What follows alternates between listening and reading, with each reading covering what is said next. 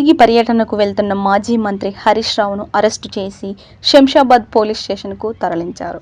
Police station ముందు BRS నాయకులు ఆందోళనకు దిగారు. ఈ సందర్భంగా మీడియాతో హరీష్ రావు మాట్లాడుతూ సీఎం రేవంత్ రెడ్డి అన్ని వర్గాల ప్రజలను మోసం చేశారన్నారు. చివరకు పోలీసులను సైతం మోసం చేశామన్నారు. పోలీస్ స్టేషన్లకు నిర్వహణ కోసం ఇచ్చే నిధులను కూడా ఇవ్వడం లేదన్నారు. ఒక్కోసారి మూసీ ప్రక్షాళన అంటారు, మరోసారి హైడ్రా అంటారు, ఇంకొకసారి మూసీని మురికి లేకుండా చేసి సుందరీకరణ చేపడతామంటారు. ఇలా ఇష్టం వచ్చినట్లు మాటలు చెప్తారే తప్ప ఆచరణలో ఏమీ అమలుపరచారని, అసమర్థ సర్కార్ ఏదైనా ఉందంటే అది కాంగ్రెస్ రేవంత్ సర్కారే అని అన్నారు. సబితారెడ్డి మాట్లాడుతూ పక్కపక్కనే రోడ్లు ఉండగా మరీ రేడియల్ పేరుతో మరో రోడ్డు సేకరణ కోసం భూములు సేకరిస్తున్నారని, ఈ భూములు తీసుకుంటే తాము రోడ్డున పడతామని రైతులు గత కొన్ని రోజులుగా ఆందోళన చేస్తుండగా ఎవరూ పట్టించుకోవడం లేదన్నారు. 1-2 ఎకరాల భూమిలో తాము వ్యవసాయం చేసుకుని బతుకుతున్నామని, తమ పంట పొలాలను తీసుకొని రోడ్డు వేస్తే ఏం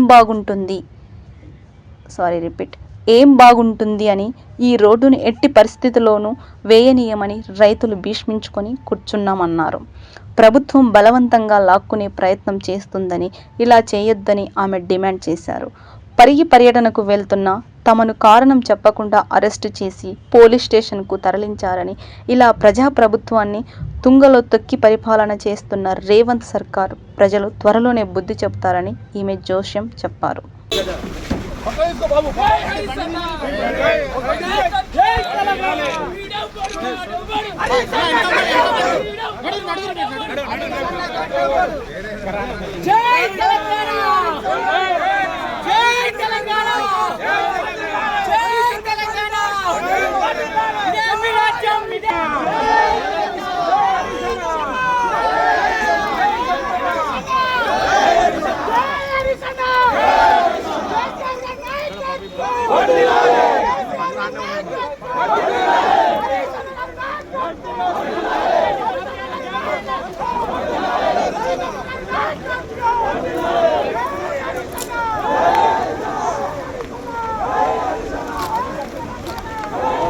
ప్రజాస్వామ్యం కూని అయిపోయింది.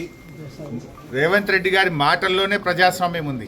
ఎన్నికల ముందు 6 గ్యారెంటీలు కాదు 7వ గ్యారెంటీ ప్రజాస్వామ్య హక్కు మీకు కల్పిస్తామని ఆ రోజు చెప్పారు.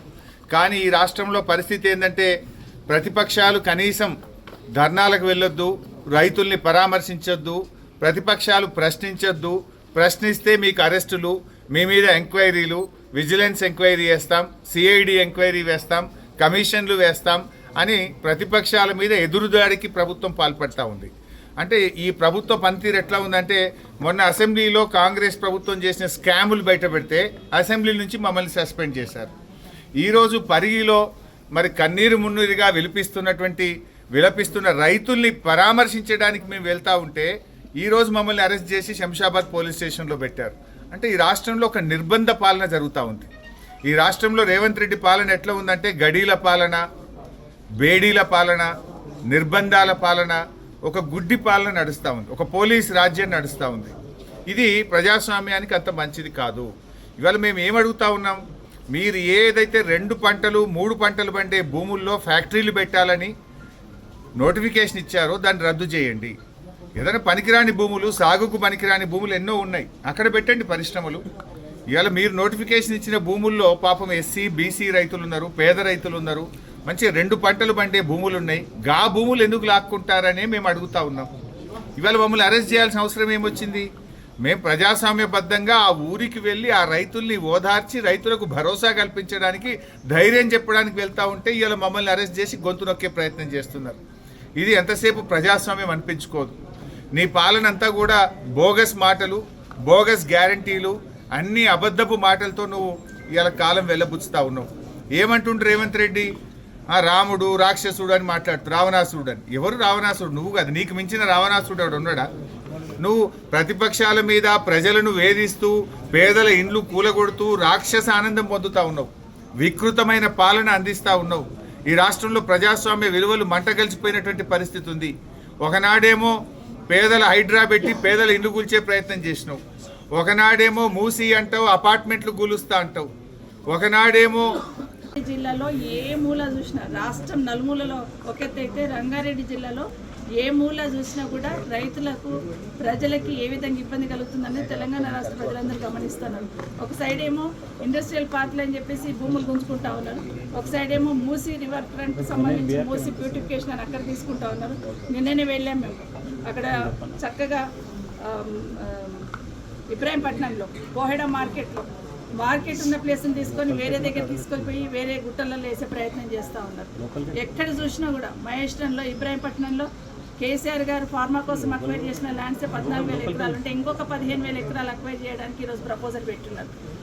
గ్రీన్ ఫీల్డ్ రోడ్ అవసరం లేకుండా గ్రీన్ ఫీల్డ్ రోడ్ వేస్తూ అక్కడ ఒక 2,000 ఎకరాలు చేస్తూ ఉన్నారు. ఈరోజు కొడంగల్కి వెళ్ళి ఎయిర్పోర్ట్ దిగగానే ఇక్కడ ఎక్కితే కొడంగల్కి వెళ్ళాలంటే ఆ రోడ్ ఈరోజు లింక్ రోడ్ అని పెట్టేసి రాజన్న నగర్ మన మల్కారం మీదకి వెళ్ళి మొదలు పెడతా ఉంటే అదే షాబాద్ నుండి పరిగి నుండి కొడంగల్ వరకు దాదాపుగా ఒక 1,500 ఎకరాల భూమిని అక్వైర్ చేస్తూ ఉన్నారు.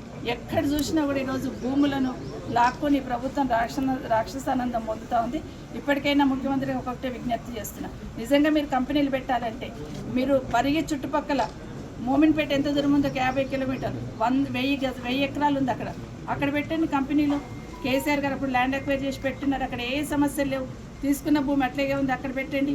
అదే కాకుండా రాకంచల్ర పరిగికి 10 కిలోమీటర్ల దూరంలో 200 ఎకరాలు ఉంది, ముందు అక్కడ పెట్టండి కంపెనీలు.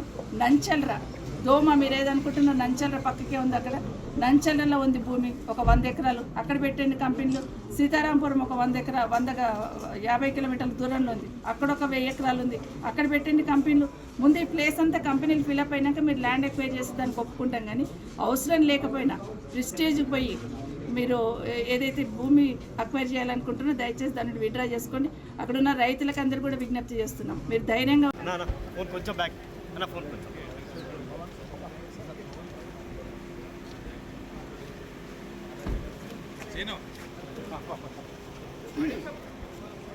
चल